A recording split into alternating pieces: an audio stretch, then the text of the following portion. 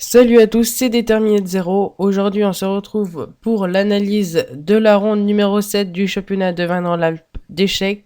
Donc, j'ai joué contre Axel Aswan avec... Donc, lui, il avait les blancs et puis moi, j'avais les noirs. Donc, il était classé 1351. Je le joue donc avec les noirs et je vais essayer d'aller gagner cette partie ou de faire nul. Mais malheureusement, ça s'est pas vraiment passé comme prévu. Donc, on va voir ça dans l'analyse. Donc, il va jouer E4, C6, je joue une carocane, et là donc D4, D5, cavalier C3. Donc, variante assez classique de la carocane, on peut retransposer dans cette variante après cavalier C3, D5 et D4, c'est aussi possible. Donc, cavalier C3, généralement, ici, faut prendre. Sinon, on leur dit conseil E6, mais du coup, le problème de E6, c'est que le fou ne peut pas sortir sur la case F5 comme il en a l'habitude. Donc ici, j'ai pris. Cavalier prend, et donc je vais jouer cavalier F6 avec l'idée qu'il prenne. Je reprends. Et après, donc, il va jouer cavalier F3. Fou D6, donc meilleur coup. Donc ça, c'était plutôt pas mal. Fou D3, et là, Dame E7. Dame E7, il aime pas trop, il préfère petit roc, parce qu'ici, en fait, il peut jouer le coup fou E3 pour éviter tout simplement l'échec, et pouvoir également développer une pièce. Donc ça, je l'ai loupé pendant la partie. Malheureusement, du coup, il a joué fou E3, joue fou F4, j'essaye de menacer ici, de gagner un pion. Je me dis sur petit roc, tout simplement, je prends, prise, prise, le roi va là, et bon, après, je sais pas trop ce que je faisais. Ouais, petit roc, c'est vrai. Voilà, petit roc, tour E1. Je repars, et bon, voilà, j'ai gagné un pion, mais bon, il y a, il y a quand même des compensations parce que ces pièces sont plus actives. Donc, je voulais un peu retomber dans ça, mais ici, du coup, il va me jouer Dame D2 pour protéger son fou. Petit roc, et là, je prends, il reprend, et bon, à partir de ce moment-là, donc on est au 11e coup, on avait quasiment chacun 1 heure sur la pendule, donc ça allait plutôt bien, et je me dis, bon, c'est plutôt cool, j'ai une position assez bonne, ça peut aller, donc qu'est-ce que je fais? Je joue B6. B6, je voulais mettre mon fou en Funketo, mais ici c'est pas la bonne solution, il faut jouer plutôt fou G4 pour aller soit capturer le cavalier, en tout cas essayer de développer mes pièces. Si B6 c'est pas très bon, mais déjà rien qu'au niveau de la structure on se dit non c'est pas très beau, ça ressemble pas à grand chose. En fait ici je voulais faire fou B7 et après C5 pour peut-être libérer la caisse pour le cavalier, mais ça se voit que c'est pas très esthétique, et généralement ce qui est pas très esthétique aux échecs ça marche pas beaucoup. Donc ici il va me jouer E4, bien sûr un excellent coup. Fou A6, meilleur coup, il me joue C4. Donc il enlève le vis-à-vis, enfin il enlève la pression de mon fou sur le sien. Alors il y a toujours un vis-à-vis du coup, hein, mais c'est moins grave pour lui. Cavalier D7, je développe mon cavalier. Et ici il va me jouer donc tour à E1. Et bon, sa position devient un peu meilleure, mais c'est encore correct. Ici je joue tour F8, alors c'est un coup bon mais pas excellent, il préfère ici jouer tour D8, probablement parce que le pion en D4 est plus faible. Donc ici il joue Dame C2, et là déjà je joue cavalier F8. Pas très bon, c'était quoi l'idée de cavalier F8? Je me suis dit, sur E5, tout simplement je peux protéger mon pion en H7, et puis c'est bon. Mais ici en fait j'avais loupé que j'avais pas pensé en fait qu'il allait me créer énormément de menaces de mat en jouant le coup qui va jouer durant la partie. Il va me jouer E5. E5 en fait le problème c'est que si je prends ce que j'ai joué, ici il préfère jouer tour à D8.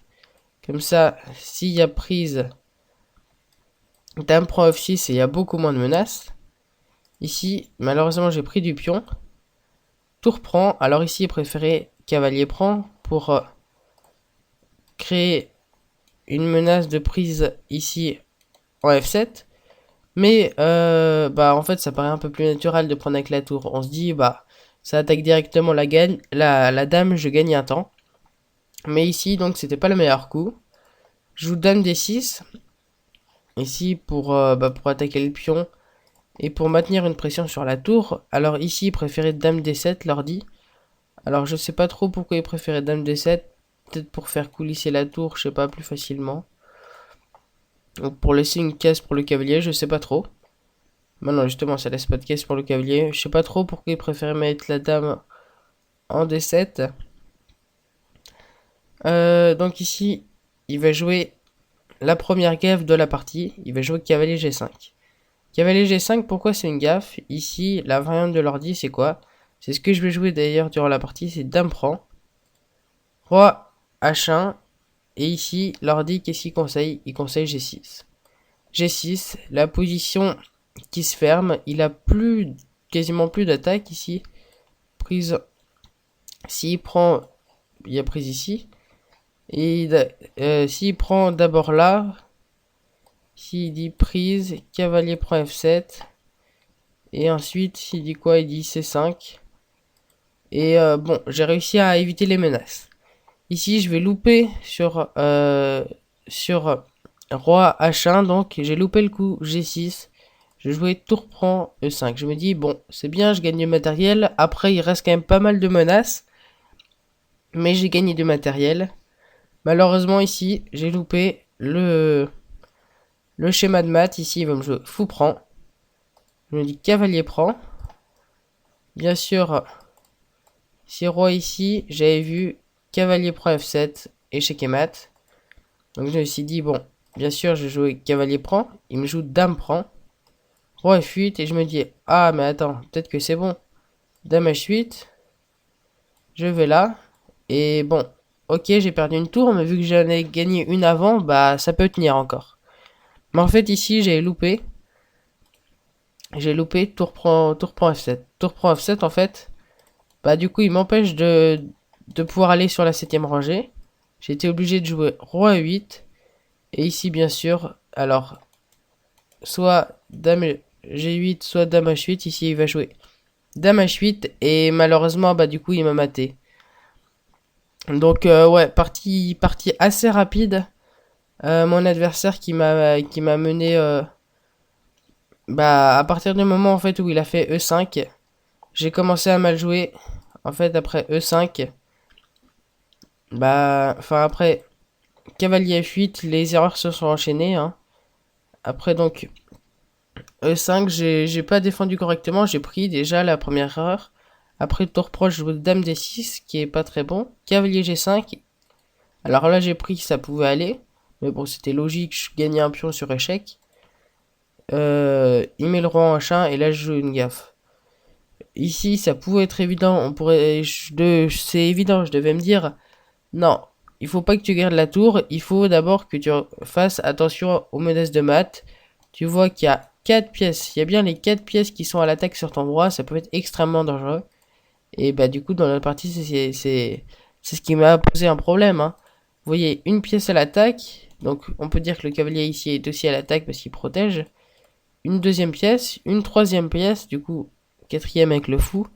Et bon, vous voyez qu'il a toutes ces pièces étaient à l'attaque. Ici, j'ai beaucoup plus de matériel, mais il a réussi à me mater parce que bah tout simplement, il a une position bien meilleure avec un roi qui est bien plus faible de mon côté.